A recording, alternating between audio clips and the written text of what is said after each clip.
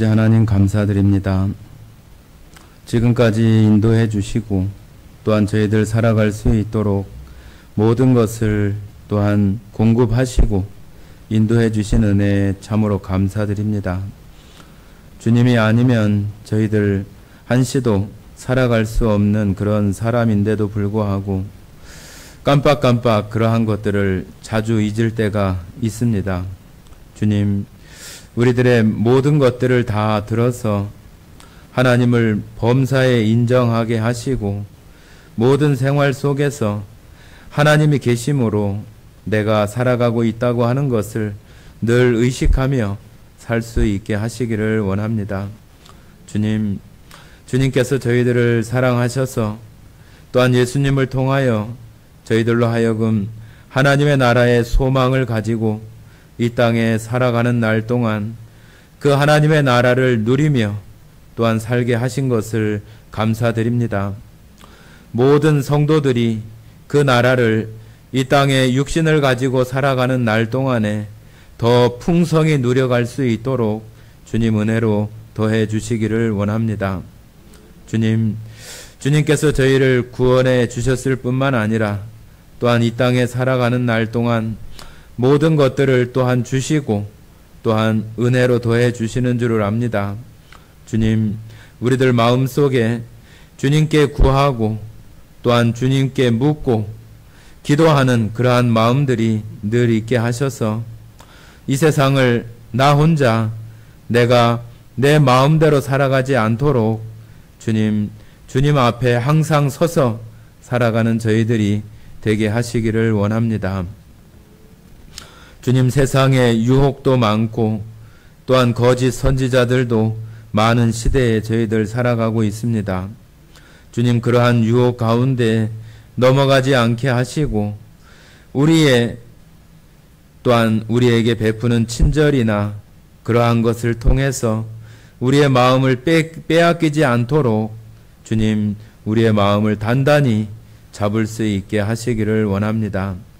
주님, 저희들 배우는 이 사도행전을 통해서 지금 이 시대에 정말로 모든 것들이 마지막 때로 치닫고 있는 이 시대에 주님의 은혜와 또한 성령의 역사하심 가운데 올바른 신앙을 붙들고 나아갈 수 있는 모두가 될 수 있도록 주님 역사해 주시기를 원합니다. 주님, 이 시간 마땅히 함께 해야 하지만 여러 가지 형편과 사정으로 함께하지 못하는 성도들, 지금 이 시간 가운데 그 마음에 예수 그리스도의 십자가를 생각하게 하시고 그 십자가로 말미암아 은혜 받을 수 있는 그런 마음으로 이 시간이 흘러가게 하시기를 원합니다. 또한 방송으로 참여하는 성도와 가정 안에도 생명의 역사와 또한 하나님의 풍성한 은혜가 그 성도와 가정 안에 내려질 수 있도록 은혜로 더해 주시기를 원합니다. 주님, 이 시간 가운데 오직 하나님 영광 받으시기를 간절히 원하오며 우리를 사랑하시고 언제나 우리와 함께 하시는 고마우신 예수님 이름으로 기도드렸습니다. 아멘. 네, 오늘 사도행전 지난 시간에 저희가 8절까지 1장 8절까지 이렇게 같이 나누어 보았는데요. 오늘 2장 1절부터 4절까지 한번 같이 읽어보겠습니다. 2장 1절부터 4절까지 같이 읽겠습니다. 오순절 날이 이미 이름에 그들이 다 같이 한 곳에 모였더니 호련히 하늘로부터 급하고 강한 바람 같은 소리가 있어 그들이 앉은 온 집에 가득하여 마치 불의 혀처럼 갈라지는 것들이 그들에게 보여 각 사람 위에 하나씩 임하여 있더니 그들이 다 성령의 충만함을 받고 성령이 말하게 하심을 따라 다른 언어들로 말하기를 시작하니라. 네, 오늘 2장 앞부분까지 조금 나갈 수 있도록 그렇게 하겠습니다.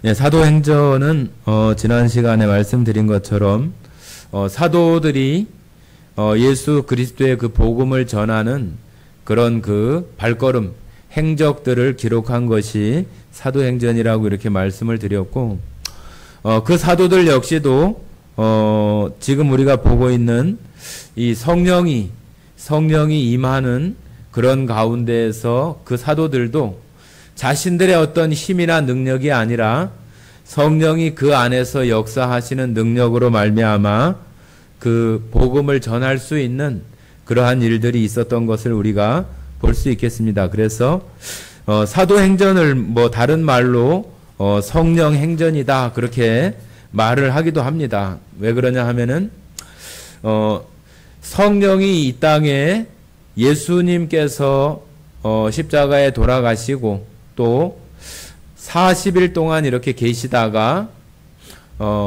승천하시잖아요. 그죠? 하늘로 올라가시고 그리고 나서 올라가시면서 너희가 하나님께서 약속하신 것을 기다리라고 이렇게 말씀을 하셔서 한 열흘 정도 가까운 그런 시간 동안 기다리는 가운데 그들이 다락방에서 기도하면서 그 성령이 이렇게 임하는 것을 기다리게 되는 거죠.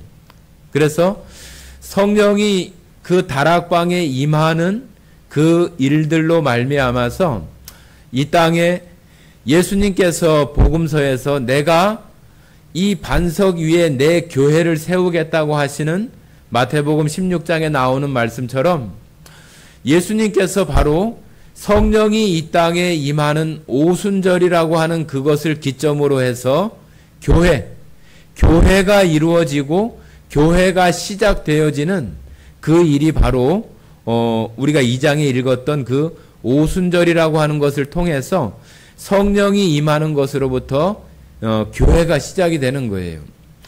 그 이전까지는 교회라고 하기보다는 이스라엘이라고 하는 그 민족을 통해서 하나님께서 살아계시고 하나님께서 창조주이심을 알게 하시는 그러한 일들을 보여주고 또 구약시대에 또 예수 그리스도께서 승천하시고 오순절날 성령이 오기 전까지는 어찌 보면은 하나님의 영이 임했다가도 또 다시 뭐 거두어 간다든지 다시 없어진다든지 다시 오기도 하고 없어지기도 하고 어찌 보면 좀 일회적이고 단회적인 어떤 그런 모습들이 있었어요.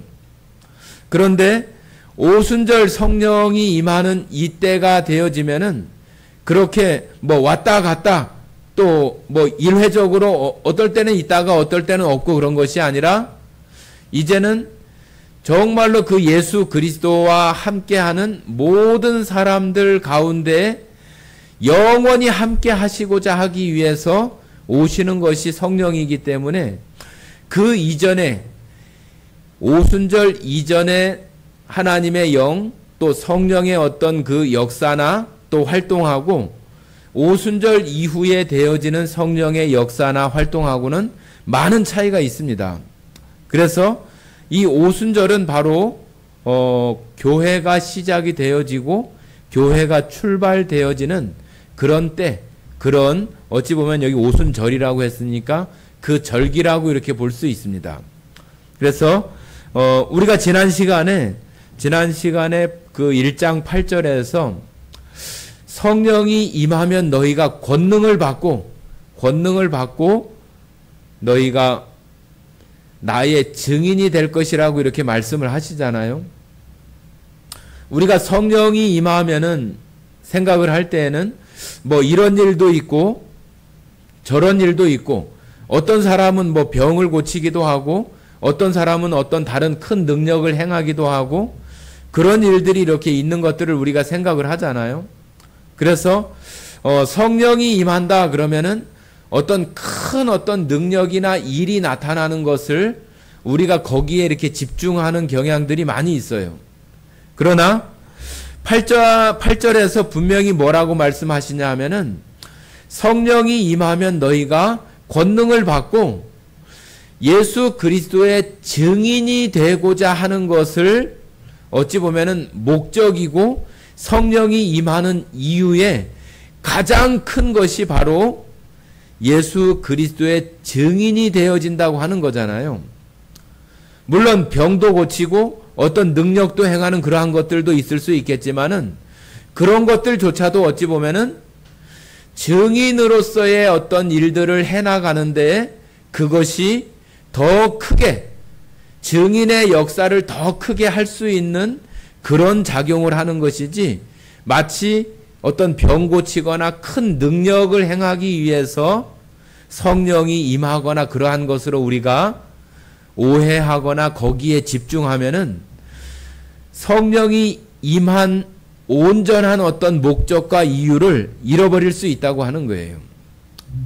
우리들도 마찬가지잖아요. 우리가 구원받을 때에 성령이 우리에게 선물로 이렇게 있어지게 되어져서 우리가 지금 성령이 우리와 함께 하는 가운데 살아가는데 그것이 가장 큰 이유는 바로 우리가 복음을 전하고 예수님을 자랑하고 그런 예수님의 증인, 예수님을 증거하는 그런 사람으로서의 삶을 살아가도록 하기 위해서 성령이 우리 안에 내주하시고 영원히 함께 하시는 그러한 것으로 우리 가운데 와 있다고 하는 것을 우리가 절대로 잊어서는 안 되는 거예요. 그것이 성령이 임한 목적이고 이유라고 하는 거예요. 그래서 우리가 항상 내가 성령을 받은 거, 성령 세례를 받은 거, 성령이 내 안에 임재하는 것은 바로 예수님을 자랑하고 증거하고자 하는 것이 가장 큰 이유이고 목적으로 하나님께서 우리에게 주셨다고 하는 것을 늘 생각하셔야 됩니다. 네, 1장 그 뒤에 이제 9절부터 제가 한번 읽으면서 같이 나눠보도록 하겠습니다. 이 말씀을 마치시고 그들이 보는데 올려져 가시니 구름이 그를 가리어 보이지 않게 하더라. 올라가실 때 제자들이 자세히 하늘을 쳐다보고 있는데 흰옷 입은 두 사람이 그들 곁에 서서 이르되 갈릴리 사람들아 어찌하여 서서 하늘을 쳐다보느냐. 너희 가운데서 하늘로 올라가신 이 예수는 하늘로 가심을 본 그대로 오시리라 하셨느니라.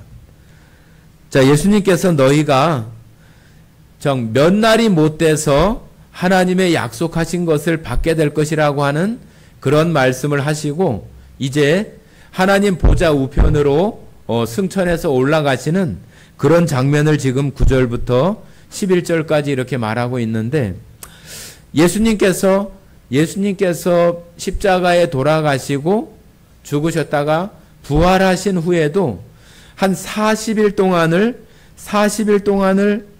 제자들과 또 아니면은 우리가 고린도 전서에 나오는 것처럼 500여 형제에게 일제히 보이셨다고 하는 그런 내용들처럼 예수님께서 부활하시고 나서 바로 이렇게 승천해서 가신 것이 아니라 40일이라고 하는 그 시간 동안에 거의 한 11번 정도의 어떤 그런 횟수를 제자들이나 또 사람들에게 예수님이 부활했다고 하는 그 증거들을 예수님 자신이 직접 보여주시고 그런 가운데 계시다가 40일 때 됐을 때 예수님이 지금 우리가 읽었던 것처럼 하늘로 이렇게 올라가니까 제자들이 그것을 이렇게 서서 이렇게 보고 있었던 거죠.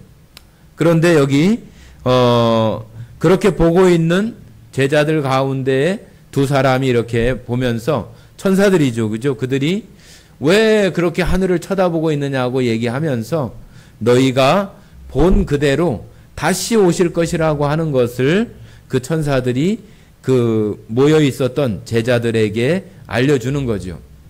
그래서 여전히 저희들도 이렇게 다시 오시겠다고 하시는 그 예수님을 우리도 지금 기다리고 있는 거잖아요.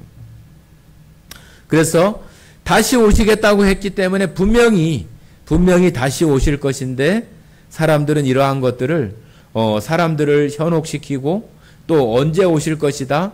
또 자기에게 특별히 그러한 계시가 있었다. 그러한 것으로 사람들을 현혹시키고 자기만이 하나님으로부터 정말로 계시를 받는 그런 사람이라고 하는 것을 주장하면서 사람들을 현혹하고 그런 일들이 여전히 지금 많은 시대에 우리가 살아가고 있는 거잖아요.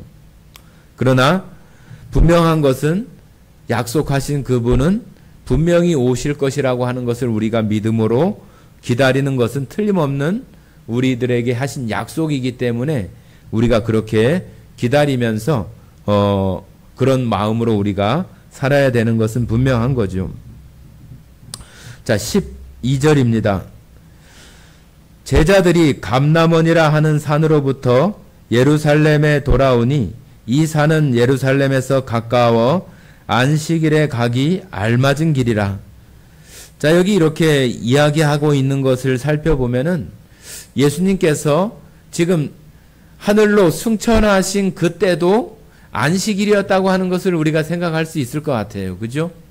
지금 거기로부터 왔는데 안식일에 가기 딱 적당한 거리다 그렇게 얘기를 하잖아요. 이때 당시에 바리새인들이나 또 유대 전통으로 안식일 날은 뭐 1km 이상 그들 나름대로 이렇게 정한 그런 거리 이상 가면은 되지 않는다. 그거는 하나님의 율법을 어기는 거라고 해서 그들이 안식일에도 이렇게 활동할 수 있는 그 범위가 제한되어 있는데 여기 지금 감람원과 예루살렘의 거리가 그 안에 이렇게 있다고 하는 거죠. 그러니까 예수님은 분명히 안식일에 승천하신 그런 모습이 있는 것을 우리가 볼 수 있습니다. 지금 우리가 지금 여기 보고 있는 이런 내용들 속에도 지금 우리가 2장에 읽었던 오순절이라고 하는 것도 그 기본의 어떤 출발은 어디냐 하면은 6월절이에요. 6월절.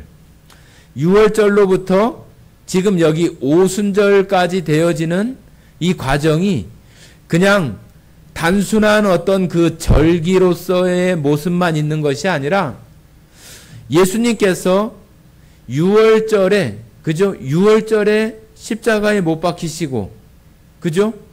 그리고 우리가 이스라엘이 이집트 땅에서 나올 때에도 6월절이잖아요. 그죠? 나왔던 것을 기념해서 이스라엘 백성들이 지키는 것이 6월절이잖아요. 그 6월절 때 이스라엘 백성들이 양이나 염소를 자기 집 안에서 이렇게 그걸 먹었잖아요.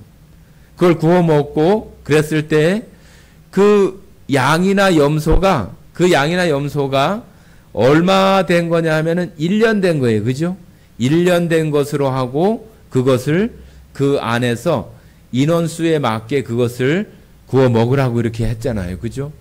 그래서 6월절인데 또 그것이 1년 전이라고 하면은 6월절의 시작이 그 이집트에서 나온 때가 6월절이지만은 1년 된 것으로 하면은 딱 그 1년 전이잖아요. 그죠? 1년 전이라는 얘기잖아요. 그래서 우리가 예수님을 이야기할 때 6월절 양으로 이 땅에 오셔서 우리 모든 사람들의 죄에 대한 그 대속을 이루시는데 6월절 양으로 오시잖아요. 그죠? 6월절 양으로 오시는데 그 6월절 양으로 6월절에 돌아가시고 또 그 이집트에서 탈출했을 때 그들이 1년 된 그 양으로 했었던 것처럼 예수님께서도 그 6월절 양과 마치 예수님의 그것이 구약의 어떤 그 그림자로 나타나는 것처럼 6월절 양과 같이 예수님도 그런 아주 그림자의 모양처럼 유사하고 흡사한 그런 부분이 있는 거죠.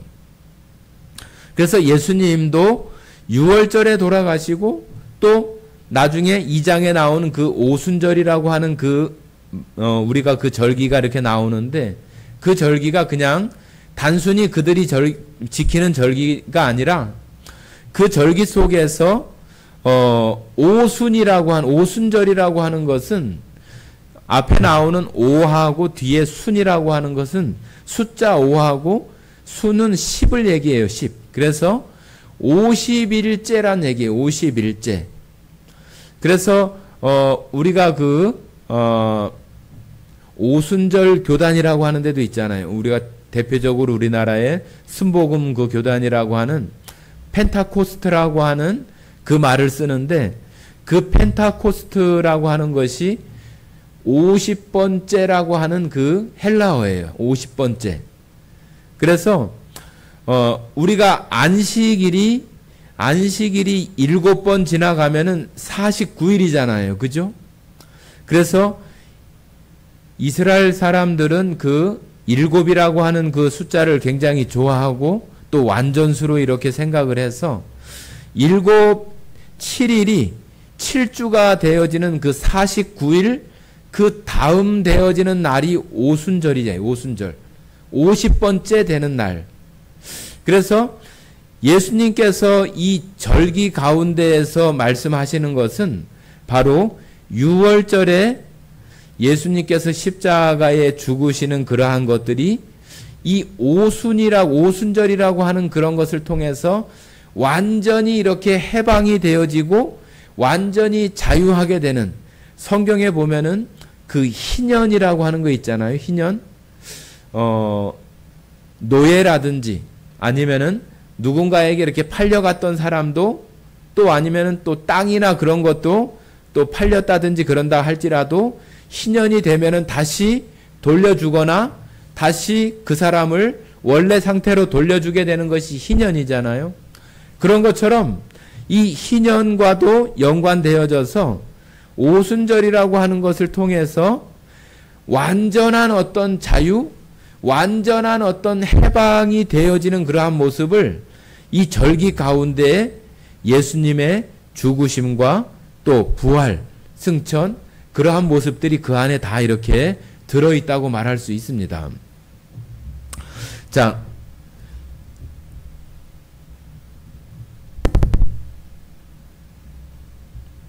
13절입니다. 13절. 들어가 그들이 유하는 다락방으로 올라가니 베드로, 요한, 야고보, 안드레와 빌립, 도마와 바돌로메, 마테와 및 알페오의 아들 야고보, 셀롯인 시몬, 야고보의 아들 유다가 다 거기 있어 여자들과 예수의 어머니 마리아와 예수의 아우들과 더불어 마음을 같이하여 오로지 기도에 힘쓰더라. 모인 무리의 수가 120명이나 되더라.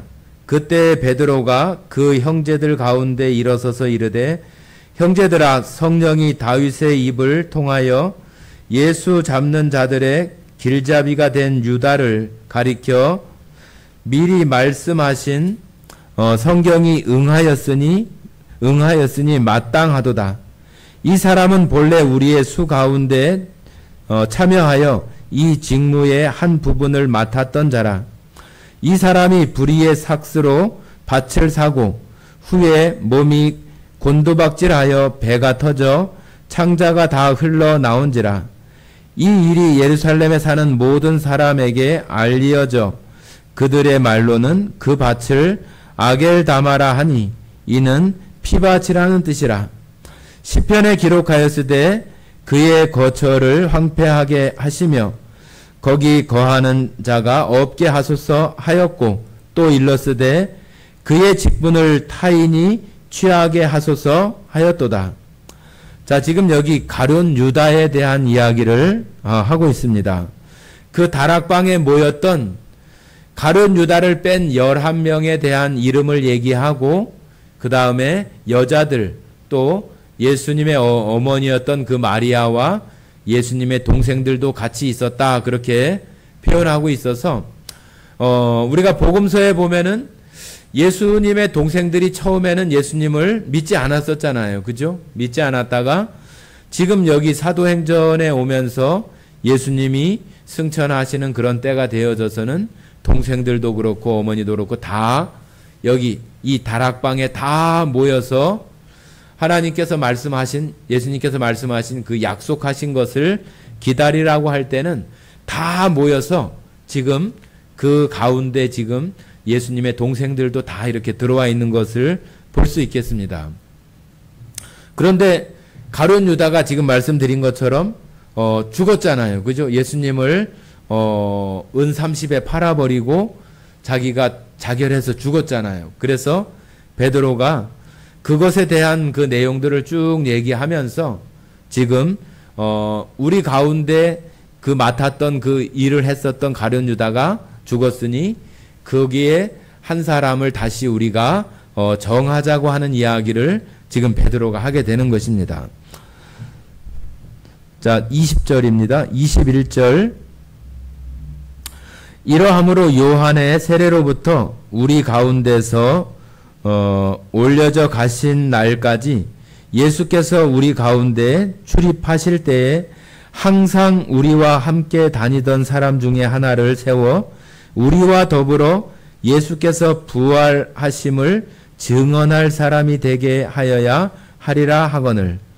자, 여기 가룟 유다를 대신할 사람을 찾는데 어디 실력이 있고 아니면은 율법을 잘 알고 그런 사람을 뽑는 게 아니라 이 제자들과 예수님이 함께 예수님으로부터 가르침을 받고 또 동행하고 다니는 그런 가운데 항상 따라다녔던 사람들, 그 가운데에서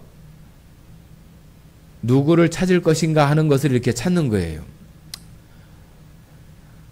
이것이 정말로 그 합당하고 그런 거 아니에요. 우리도 어떤 일을 할 때 정말로 그 일에 함께 동참되어지고 함께 했었던 그런 사람들이 당연히 어떤 일이나 직분을 가져야 되는데 전혀 알지 못하는 누군가를 어떤 사람이 봤을 때 실력이 있거나 출중하다고 해서 그 사람을 선택한다고 하는 것은 그 아주 잘못됐고 아주 인간적인 그런 방법에 지나지 않는 거죠.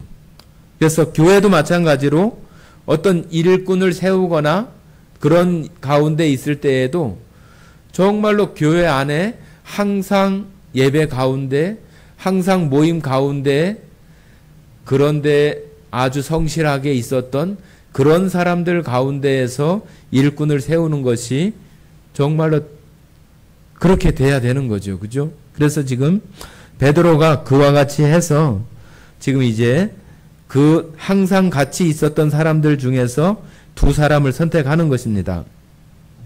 23절입니다.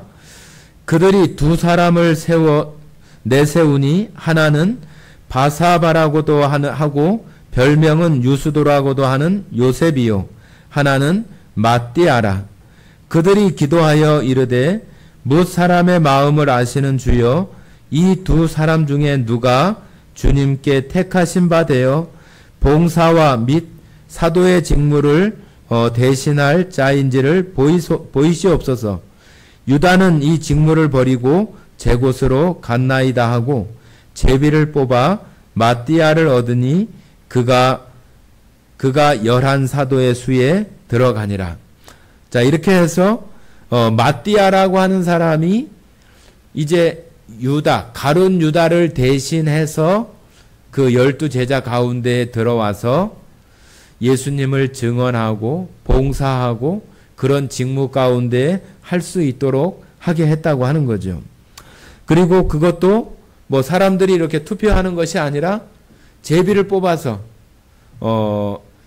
두 사람의 이름을 어느 상자라든지 아니면 주머니에 넣어놓고 거기다가 그 뽑는 어떤 여기 베드로라고 한다면은 베드로가 손을 넣어서 보지 않고 그 가운데 이렇게 뽑아서 그 사람을 택해서 일꾼을 삼는 그런 모습이 정말로 이 제비 뽑아서 일꾼을 세우는 모습이 정말로 하나님께서 택해 주시고 또 적당한 사람이라고 그렇게 생각을 해서 이렇게 하는 거죠. 우리들은 대부분 누가 원한다든지 아니면은 찬송을 한다든지 반대를 한다든지 그렇게 해서 하는데, 그것이 우리가 지금 생활하는 어떤 그런 가운데에서는 아주 민주적이고 그런 것 같지만은 정말로 하나님께서 일하시는 그 방법 가운데에는 이렇게 제비를 뽑는 것이 하나님의 뜻에 맡기고 하나님께서 뽑히는 그 사람을 하나님께서 뽑아주신 것으로 알고 그 사람을 그 직분을 맡기는 그러한 것이 오히려 뭐 잘 할 것 같고 어떤 뭐 뛰어난 어떤 것이 있는 것 같아서 세우는 것보다 오히려 더 어떤 그 좋은 결과를 만들어내는 그런 모습들이 있다고 생각을 합니다. 그래서 지금 그때 당시에 이런 모습으로 해서 마띠아가 11명 가운데 이제 1명 부족한 12명이 마띠아가 이렇게 들어가게 되는 거죠. 자, 그래서 이제 1장에는 이렇게 해서 12명의 그 제자가 이렇게 만들어지고 지금 계속 이제 기다리고 있는 그런 상태를 이렇게 볼 수 있겠습니다. 자, 2장입니다. 2장 1절 읽겠습니다. 제가 오순절 날이 이미 이름에 그들이 다 같이 한 곳에 모였더니, 자, 지금 여기 오순절이라고 나오잖아요. 오순절이 바로 6월절로부터 50번째 되는 날이에요. 50번째. 그리고 안식일이 7번 지나면은 49일이잖아요. 49일이 지나고 50번째 되는 날이 바로 그 오순절이라고 하는 것입니다. 자, 2절입니다. 호련히 하늘로부터 급하고 강한 바람 같은 소리가 있어 그들이 앉은 온 집에 가득하며, 자, 지금 오순절날 제자들을 비롯해서 120명의 사람들이 그 다락방, 그 중충 그런 방에 이렇게 있을 때에 이제 갑자기 호련히 하늘로부터 급하고 강한 바람 같은 소리가 있어.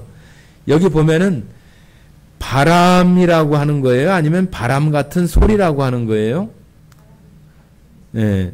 이 앞부분에 나오는 막 그 우리가 뭐 영화나 그런 거 보면은 막 어떤 그 장면이 있을 때 막 바람이 막 분다든지 아니면은 뭐 번쩍번쩍 어떤 그런 현상들이 일어나서 나타나는 어떤 그런 것에 우리가 주목을 해서, 여기도 보면은 막 급하고 강한 바람이라고 하니까 성령이 임할 때에 어떤 뭐 특별한 어떤 그 일들이 나타나는가 막 그런 생각을 우리가 하게 되는 경향들이 많잖아요. 그죠? 여기도 호련히 하늘로부터 급하고 강한 바람 같은 소리가 있어 그들이 앉은 온 집에 가득하여. 여기 결국은 뭐가 있었다는 얘기에 소리가 있었다는 얘기잖아요. 그죠? 소리가 있었다고 하는 거예요. 소리가 있었다고 하는 것인데, 이 소리는 그냥 우리가 생각할 때 지금 여기 오순절 때가 되어져서 지금 성령이 임하게 되는 그 이유와 목적이 있잖아요. 그죠? 그 목적은 그 사람들로 하여금 예수 그리스도를 증거하고 또 교회가 시작이 되어져서 교회가 이제는 태동하고 그 교회를 통해서 예수 그리스도의 복음이 증거되는 그 시작의 그 부분을 하고 있는 거예요. 원래 교회가 있는데 성령이 오순절날 임하는 것이 아니라 그 이전까지는 성령의 역사가 말씀드린 것처럼 단회적이고 뭐 일시적이고 그러한 것이 있었지만은 지금 이 오순절 오순절에 내려지는 이 성령 이후부터는 그것과는 전혀 다른 그 부분이라고 하는 거예요.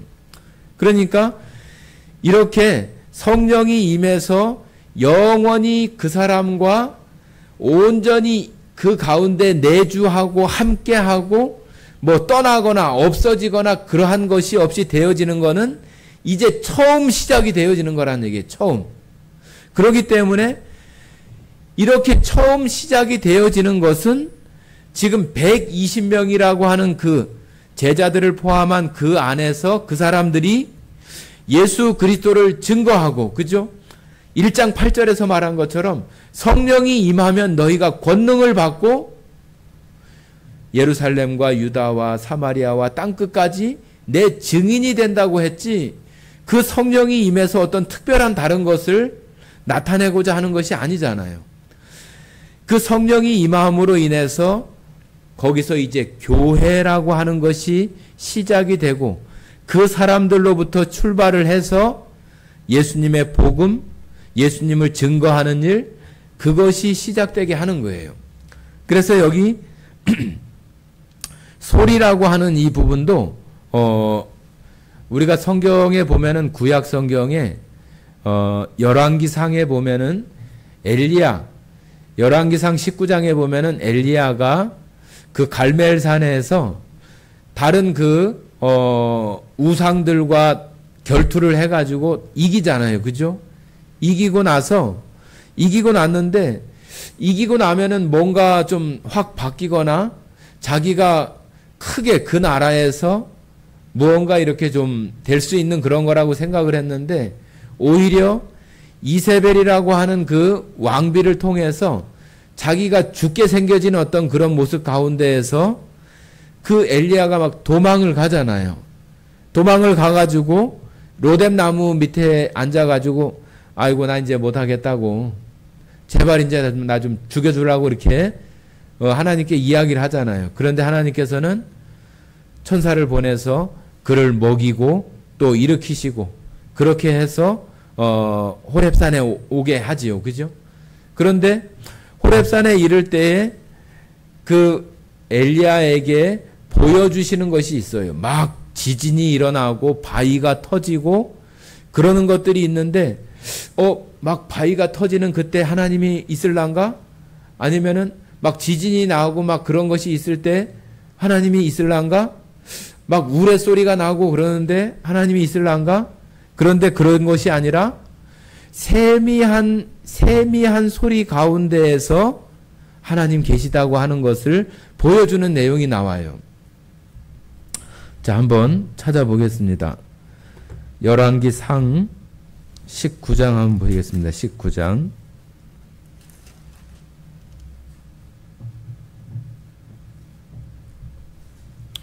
(19장) 11절 구약성경 550페이지 11절 12절 같이 한번 읽어보겠습니다. 11절 12절 같이 읽겠습니다. 여호와께서 이르시되 너는 나가서 여호와 앞에서 산에 서라 하시더니 여호와께서 지나가시는데 여호와 앞에 크고 강한 바람이 산을 가르고 바위를 부수나 바람 가운데 여호와께서 계시지 아니하며 바람 후에 지진이 있으니 지진 가운데에도 여호와께서 계시지 아니하며 또 지진 후에 불이 있으나 불 가운데에도 여호와께서 계시지 아니하더니 불 후에 세미한 소리가 있는지라. 13절 제가 읽어보겠습니다. 엘리야가 듣고 겉옷으로 얼굴을 가리고 나가 굴 어귀에 섬에 소리가 그에게 임하여 이르시되 엘리야야 내가 어찌하여 여기 있느냐. 자, 여기 엘리야가 엄청난 일을 하고 난 이후에 그 호렙산 그 굴 앞에 이렇게 떠밀려서 이렇게 서 있는데 엄청나게 큰 어떤 그 일들이 일어나는데 그 가운데 하나님 계실까 하고 이렇게 했는데 찾을 수가 없는 거예요. 바위가 터지고 지진이 나오고 그런데도 없고 나중에 보니까 그 아주 세미한 그런 그 소리 가운데 하나님께서 음성으로 나타나시는 그러한 것들을 우리가 엘리야를 통해서 볼 수 있는데, 지금 여기 우리가 보고 있는 사도행전 2장에 나오는 강한 바람 같은 소리가 있다 하는데, 지금 그 구약 성경에 나오는 열왕기상 19장에 나오는 세미한 소리가 어떤 소리냐 하면은 신이 돌을 쪼는 소리래요. 돌을 쪼는 소리. 그 세미한 소리라고 하는 그 그 단어 자체가 가지고 있는 그 뜻이 신이 돌을 쪼는 소리래요. 그러니까 여기 사도행전에서 말하고 있는 이 소리라고 하는 것은 바로 그 하나님 말씀을 얘기한다고 볼 수 있어요. 하나님 말씀. 왜 그러냐 하면은 처음에 말씀드린 것처럼 교회가 시작이 되어지고 예수님을 증거하기 위해서 그 안에 가장 기본이 되어져야 하는 것이, 기둥이 되어져야 할 것이 하나님 말씀이에요. 하나님 말씀. 하나님 말씀이 우리가 모세도 마찬가지잖아요. 하나님께서 돌판에다가 하나님의 그 법을 이렇게 새겨주시잖아요. 그런 것처럼 신이 돌로 거기다 글을 쪼는 소리라고 했던 것처럼 바로 여기 사도행전 그 2장에 나오는 바로 그 바람 같은 소리라고 하는 것은 이런 소리나 또 여기 표현하고 있는 뭐 강한 바람이나 그런 것으로 이렇게 표현하고 있지만은 결국은 하나님 말씀을 얘기한다고 이렇게 말할 수 있어요. 하나님 말씀. 자, 3절입니다. 3절. 다시 사도행전 보시면은 사도행전 3장 제가 읽겠습니다. 마치 불의 혀같이 갈라지는 것들이 그들에게 보여 각 사람 위에 하나씩 임하여 있더니.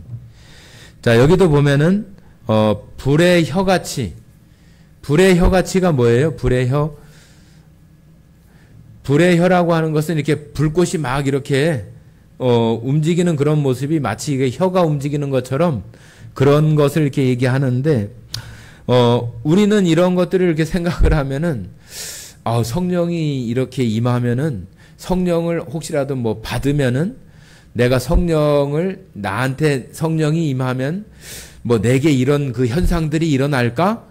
그런 것으로 이렇게 기대하는 그런 그 마음들이 혹 있어요.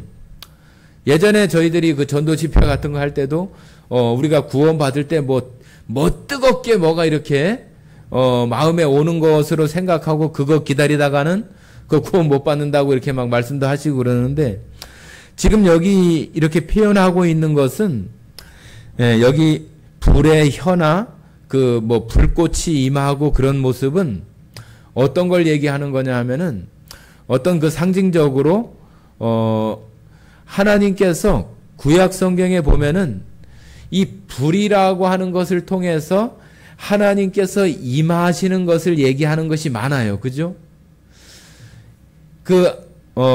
이스라엘 땅에서 나와서 광야에 있을 때에도 불기둥과 구름기둥으로 이스라엘 백성들을 인도해 가시는 것이 있고, 또 모세가 하나님을 처음 만날 때도 떨기나무에 붙은 그 불을 통해서 그 떨기나무에서 음성이 들려서 모세를 부르잖아요.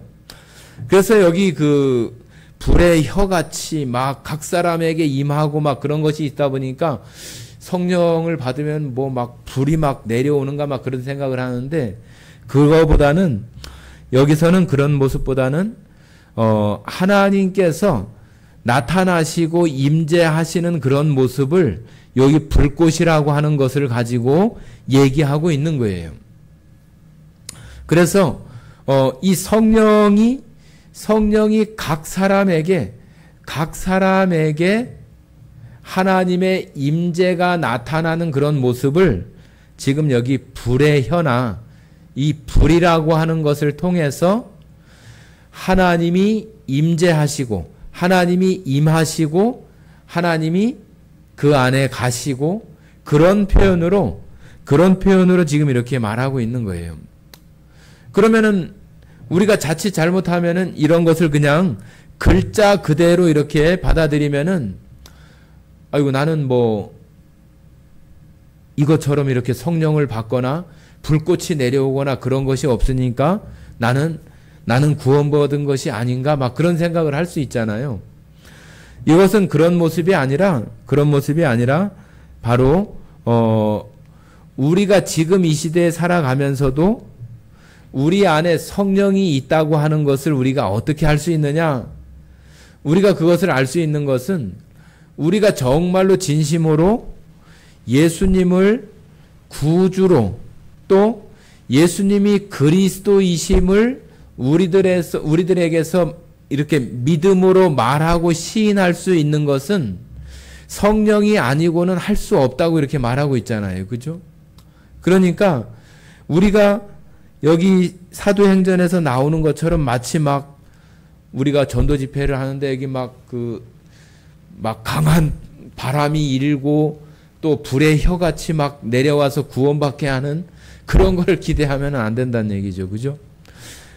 이것은 다 하나님의 말씀이 지금 여기 오순절이 되어지는 그 의미를 우리가 잘 알아야 돼요. 그냥 뭐 단순히 성령이 임하고 그러는 것이 아니라 이 오순절이라고 하는 것을 통해서 교회가 시작이 되어져서 그 교회를 구성하고 있는 그 사람들에게 성령의 능력이 임해야만 그 예수님을 증거하고 전할 수 있고 복음을 전도할 수 있는 그러한 것이 되어지기 때문에 지금 여기 하나님의 말씀이나 또 하나님의 영이 그들 안에 임재하는 그러한 것이 되어져야 그 증거하는 일을 할 수 있기 때문에 지금 성령이 임하는 것이라고 하는 것을 우리가 잊어서는 안 되는 거죠. 그냥 자꾸 이런 현상들에만 이렇게 집중을 하면은 그러면 안 되는 거예요. 교회가 지금 태동이 되고 시작되는 그런 즈음에 하나님께서 여기 다락방에 모인 120명을 통해서 지금 예수님께서 내가 이 반석 위에 내 교회를 세우겠다고 하신 그 일을 지금 여기 나타나는 이 오순절을 통해서 지금 하시고자 하는 것이기 때문에 막 뭐 강한 바람이 막 일고 막 불의 혀같이 막 사람들에게 내리고 그러한 것으로 우리가 생각해서는 안 된다는 얘기죠. 이것은 하나님의 말씀과 또 성령으로 영으로 각 사람에게 임재하고 함께 하시는 그러한 부분들을 지금 이렇게 표현하고 있다고 하는 것을 우리가 생각해야 됩니다. 그래야만이 지금 우리가 살아가는 속에서 지금 이 시대에 여기 나오는 것처럼 이런 것이 있지 않으면은 성령을 받지 못했나? 성령 세례가 안 됐나? 막 그런 식으로 우리가 생각을 한다면은 이 성경을 잘못 이해할 수가 있는 거잖아요. 그죠? 네, 4절입니다. 4절. 그들이 다 성령의 충만함을 받고 성령이 말하게 하심을 따라 다른 언어들로 말하기를 시작하니라. 지금 여기 이제 우리가 사람들 얘기하는 어떤 그 방언이라고도 하고 그런 부분인데 이 방언이라고 하는 것은 두 가지가 있어요. 두 가지가 있어서 정말로 그 하나님과 그 사람과 그 할 수 있는 그 우리가 알 수 없는 어떤 언어로 얘기하는 그 방언이 있고 지금 여기 베드로가 얘기하는 그 방언은 그 지역의 언어를 얘기해요. 지역의 언어. 그 나라의 언어, 그 민족의 언어. 그래서 두 가지의 부분이 있는데 지금 우리들도 생각을 할 때 보통 일반 교회들이 방언을 많이 이렇게 강조하기도 하고 그 사람이 믿음이 이렇게 강하거나 오랜 어떤 그 기도를 하면은 방언이 이렇게 터져가지고 그 사람이 하나님 앞에 기도하는 어떤 그런 사람으로 이렇게 생각하는 그런 모습들이 있는데 뭐 저희들은 그러한 것을 하지 않잖아요. 그죠? 하지 않다 보니까 어떤 사람들은 그래요. 이 기도를 자기는 막 뭐 몇 시간을 이렇게 기도한다고 그래요. 몇 시간을. 그런데 저 같은 경우도 뭐 기도를 한다 그러면은 길게 해야 한 15분, 20분이면은 제가 하고 싶은 얘기나 하는 걸 다 하거든요. 그런데 그 방언으로 하는 그런 사람들은 저도 이렇게 그 지방에 이런 데 가면은 그렇게 기도하는 사람들이 있어요. 그러면은 뭐 알아듣지도 못하는 말을 막 이렇게 하거든요. 그렇게 하니까 뭐 1시간도 하고 막 2시간도 하고 막 그러는 거지. 정말로 하고 싶은 그런 말, 내가 하나님께 구하고 싶은 어떤 그런 거를 한다고 한다면은 뭐 길어도 2, 30분이면 다 끝나지 않을까? 그런 생각을 많이 해요. 그래서 뭐 꼭 그렇게 해야 하나님이 듣고 이렇게 하면은 안 듣고 그런 것은 없어요. 그죠? 성경에 분명히 그 방언에 대한 부분이 있기 때문에 그것을 뭐 아무것도 아닌 것처럼 무시할 수는 없어요. 그러나 그것이 반드시 어떤 성령을 받은 사람, 성령 세례를 받은 사람의 반드시 나타나야 되는 어떤 현상은 아니란 얘기죠. 그것은 하나님께서 필요에 따라서 어떤 사람에게 줄 수도 있고 또 어떤 사람에게는 주지 않을 수도 있고 그런 은사적인 어떤 그런 부분인 것이지 반드시 그렇게 되어져야 되는 것은 아니죠. 왜 다른 부분들도 많은데 꼭 방언만 가지고 얘기를 해가지고 그거 아니면은 안 된다는 식으로 얘기하는 것은 뭐 좀 앞뒤가 잘 안 맞잖아요. 뭐 자신이 말씀에 어떤 은사가 없었는데 은사를 갖게 되거나 그런 것들도 또 그 사람이 가지고 있는 그런 어떤 재능이나 그런 것에 따라서 하나님께서 그에게 하실 수 있는 거잖아요. 그죠? 그런데 그런 부분들은 다 내버려 두고 어떤 그 방언에 대한 것으로만 가지고 마치 방언을 안 하면은 뭐 구원받지 못한 것처럼 막 이렇게 보통 교회에서 이렇게 얘기하는 것은 맞지 않다고 하는 거죠. 그것은 성령 구원받은 사람들의 나타나는 어떤 그 한 가지의 어떤 현상일 뿐인 것이지 반드시 다 획일적으로 다 방언을 해야 된다 그런 것은 아니란 얘기죠. 그래서 하나님께서도 똑같이 우리가 이 성령이라고 하는 것을 참 설명하기도 어렵고 또 이것을 우리가 이렇게 가지고 있으면서도 우리 안에 계시는 것을 생각을 하면서도 우리가 그것을 잘 인식하거나 그러지 못하는 부분이라서 이것을 말하기가 굉장히 참 설명하기도 어렵고 그렇습니다. 그러나 하나님께서 처음에 이 세상을 만드실 때에도 다른 어떤 그 피조물이나 그런 것과는 다르게 사람에게만, 그죠? 사람에게만 코에다가 생기를 불어넣어서 생기가 뭐예요? 하나님의 숨결을 불어넣는 거잖아요. 숨결을 불어넣어서 그 사람이 산영이 되는 거잖아요. 산영. 그죠? 산영이라고 하는 것은 뭐예요? 말 그대로 그것이 하나님의 형상을 따라 지음받은 그것이 바로 산영인 거예요. 그리고 그것이 아담 안에서 하와 안에서 계속 이렇게 있었으면 괜찮은데 그게 선악과라고 하는 그 범죄를 통해서 그들이 그냥 우리가 지금 입고 있는 이런 육체처럼 육체가 되어져서 죄로 인해서 하나님과 단절되고 끊어진 상태가 되어지는 거잖아요. 되어지는데 하나님께서 그러한 것들을 다시 회복하기 위해서 사도행전 한번 2장 보시면은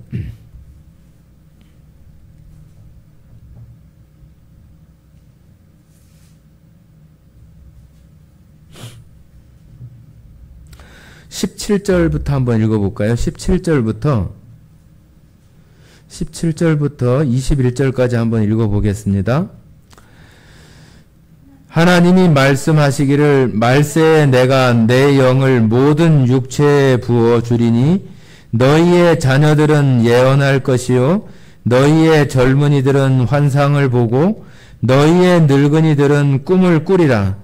그때 내가 내 영을 내 남종과 여종들에게 부어 주리니 그들이 예언할 것이요 또 내가 위로 하늘에서는 기사를 아래로 땅에서는 징조를 베풀리니 곧 피와 불과 연기 기둥이라.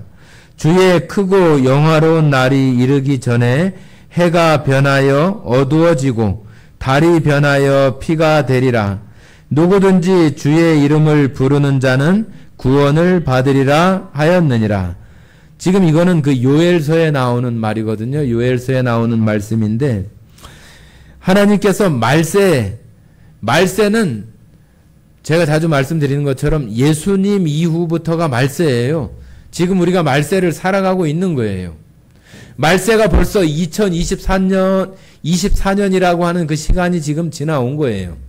오늘부터가 말세가 아니라 예수님이 이 땅에 오신 때부터가 말세예요. 왜 그러냐 하면은 예수님께서 분명히 말씀하시잖아요. 내가 이것을 죄사함을 이루기 위해서 세상 끝에, 그죠? 세상 끝에 나타나신다고 히브리서에 말씀을 하셔서 바로 예수님이 오시는 때가 말세가 시작이 되는 거예요. 그래서 말세 다시 예수님을 통해서 십자가의 그 대속을 이루시는 그런 것이 있은 이후에 바로 이 오순절이라고 하는 걸 통해서 영이 부어지는 이런 일들이 있게 된다고 하는 거예요. 그래서 예수님도 부활하신 후에 제자들에게 나타나서 요한복음에 보면은 20장에 문이 다 닫혀 있는데 제자들에게 나타나서 그들에게 숨을 내쉬면서 성령을 받으라 그런 말씀이 있잖아요. 그죠? 그런 것들이 바로 우리가 이 오순절날 성령을 우리가 받게 되고 성령이 우리 안에 임하게 되는 그러한 것들이 그냥 오순절 날이 되니까 되는 것이 아니라 하나님께서 창세기나 요엘서나 요한복음이나 이런 것들을 통해서 이런 일들이 있을 것이라고 하는 것에 따라서 되어지는 거라고 하는 거예요. 그래서 이 오순절이라고 하는 이 절기가 그냥 뭐 이스라엘 민족들이 자기들이 지키는 어떤 그런 절기가 아니라 그 절기 가운데 숨겨진 예수님을 나타내고 예수님의 죽으심과 부활과 또 완전하게 이루시는 그러한 것들을 이 오순절이라고 하는 것을 통해서 보여주시는 거예요. 그래서 구약의 이제 모든 것들이 다 끝나고, 그죠? 예수님이 이제 이 땅에 교회를 시작하시는 것으로 새로운 약속, 예수님이 십자가에 죽으심 그 이후로부터 되어진 그런 것으로 다시 완전하게 회복하시고 완전하게 자유를 주시고 완전하게 해방을 하게 하는 그 일들을 이 오순절이라고 하는 것을 통해서 보여주는 거예요. 그래서 그 다락방에 모였던 그 사람들에게 임한 그러한 것들이 지금 이 시대에 우리에게들까지 연결되어져서 이어오고 있는 거죠. 그래서 여러분과 저가 여기 나오는 사도행전에 나오는 이 오순절의 이러한 모습이 지금 사도행전 지금 1장, 2장에서 이런 부분들이 나오면서 계속 사도행전이 이렇게 이어지잖아요.